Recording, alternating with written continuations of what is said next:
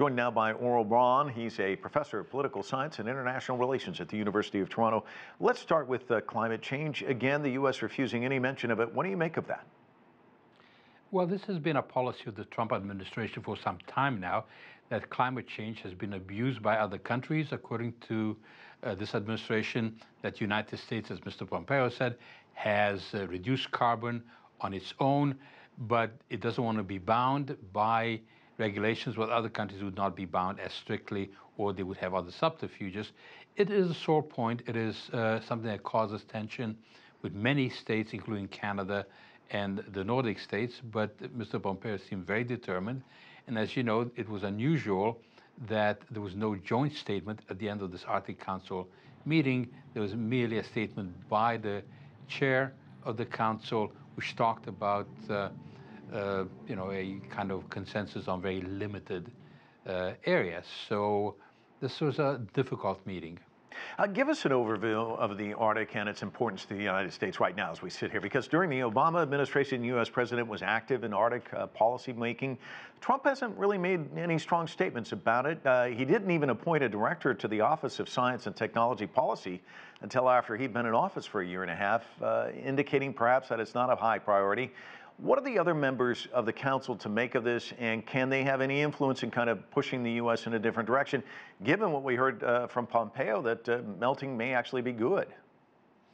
Well, I think people need to listen very carefully to what Pompeo said, because this was an important statement. Even though from the perspective of some of the countries this was an unsuccessful meeting, there were significant messages that were being sent by Pompeo, and one of these was that the Arctic is becoming very important to the United States. And in a strange way, Pompeo played both the good guy and the bad guy in the same speech. He talked about the vast potential of the Arctic. He talked about navigation. He talked about the virtually unlimited resources, vast stores of hydrocarbons, the need to exploit these resources and what could be done cooperatively. So this was a good part. At the same time, he lashed out at China, at Russia, at Canada, and also refused to sign on to a formal statement on climate change. But the subtext was that this region is viewed as very important by the United States, and that there were specific messages for the various countries that were singled out.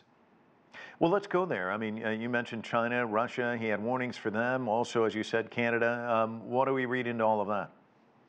Well, let's first of all start by recognizing one important element, that this representative of the United States, the Secretary of State, is a very sophisticated, very articulate, very thoughtful member of the administration.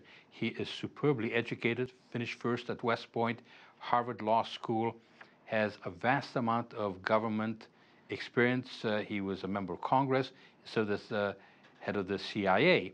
So you're looking at someone who will make statements that are really thought through.